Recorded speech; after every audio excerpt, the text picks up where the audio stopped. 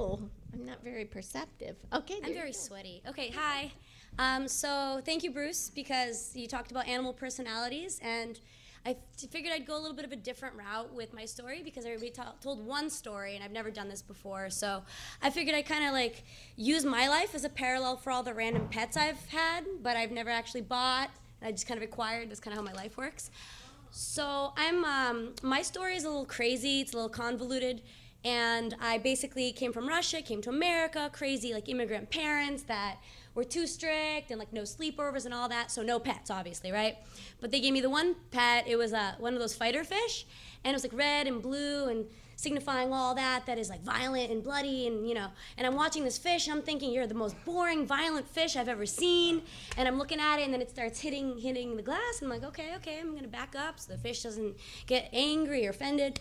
Long story short, the fish ended up dying during one of our lovely sweltering Boston summers. That was the only pet I'd ever had in accordance with my family.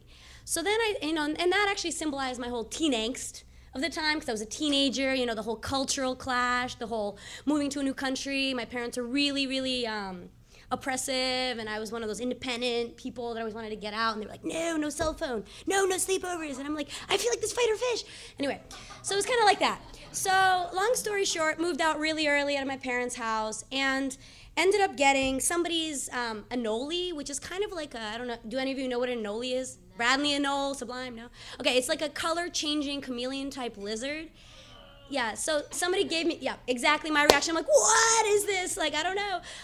But it was really cool. It changed colors, and I was living on my own. I was 18 years old, living with a bunch of roommates in Alston, so the house was clearly not a mess at all.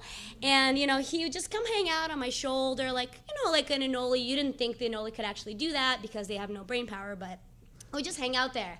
And I felt really cool. I'd walk around house parties, like dancing reggaeton and all that stuff, and I have this anole chilling on my shoulder. I'm like, I'm a gangster because I have this anole. Changes colors. What you gonna say? Anyway, long story short, during one of these house parties, anole got away and never saw him again. Not my fault because somebody else left the cage lid off, but there are actually positive things to the story, I promise. But next pet, so this was a runaway pet. Meanwhile, I'm running away from like my parents, and I'm living with my new family and whatnot, my roommates. So the next pet, I moved to California. I started studying psychology. So the next pet was, a rat. So fitting, right? So I'm in the psychology class. Our psychology teacher comes in, and somebody raises their hand, one of the girls in my class, and says, hey, I just got pregnant. We're like, that's okay, really random to say. And she says, no, but it's because I have this house full of animals, and we're getting rid of our snakes, and we're getting rid of our dogs, and I have all these baby pink mice that we don't want to kill, and they turn into these, baby pink rats. And they turn into rats, and now I have this box, and I don't know what to do with them. The pet store won't take them. What can I do? Does anybody want one? And I was like, maybe. She's like, I have this box right here. You're like, okay, that's really random, but okay. So she opens this box of rats, and they come out, and the one just runs on me, and let's just say she gets to know me in the form of rat getting to know you, and kind of pees and poops and all that. I'm like, okay, this is my friend now. I guess we're close. So I end up taking her. She ended up being the one girl rat in the entire box. I'm like, okay, that's cool. So I named her Kroshka. I'm Russian, which means like little crumb. So I thought it was a cute name, So I kept her in my house. So now I'm the weird psychology student walking around with a rat on my shoulder. And like, I'll just be talking to you and the rat little tail pokes out and be like, what's wrong with you? I'm like, no, that's my Kroshka. They're like, okay, bye, talk to you later. People just walk away. It's kind of weird. Anyways, long story short, I had this rat. It was really great. I used to do all sorts of fun like tricks with her. I'd like put a rope up and she would crawl on it, and she would actually they actually can be trained to pee in a litter box. As you know, they're very smart. So but she went a little deaf.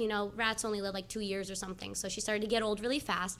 But I had another friend on campus who's working there who had a rat, and you're not allowed to have rats on campus, pet rats on campus. Ironic because we have like werewolves. I lived in San Diego, so we have like werewolves, or not werewolves, cougars, not cougars. Wait a minute, going off on another story. Sorry. Long story short, I move off campus, and I have my rat, which is Kroshka, and my friend's rat that I had to take care of. And these two rats that I'm taking care of ended up loving each other and being really good friends until one day the other rat ate her face. And that was really disturbing. So I had actually went through a lot of disturbing stuff at this point. So fast forward to the animal that now mirrors my personality, which is this cat called Kitty Isabel. I lived in a house in Alston that was like abandoned, that was really not in good shape to live in, and we had this cat, Before I lived there, there was a meth head living there, so don't judge me, but the cat did meth from the rug. So long story short, we took the cat out of there, brought it to my grandmother's house, and rehabilitated the cat, right? But I didn't know that. I was like, Grandma, take care of this cat. Your old cats make you live longer, enjoy. So she's like taking care of this cat. I move away to Indonesia. I come back 2 years later. I'm better, and I come to find this cat that was insane, that was climbing walls, that was trying to break into this meth head's room that I didn't live in, that had like the windows boarded up with cardboard, and the little kid would come up and like slide and go inside and take more drugs, and we're like, no, stay out of there, cat, we're trying to make you better, you know? And long story short, I come back to my grandmother's house, and this cat has been completely rehabilitated, and so have I, and life is good, and that's my story, okay. Bye.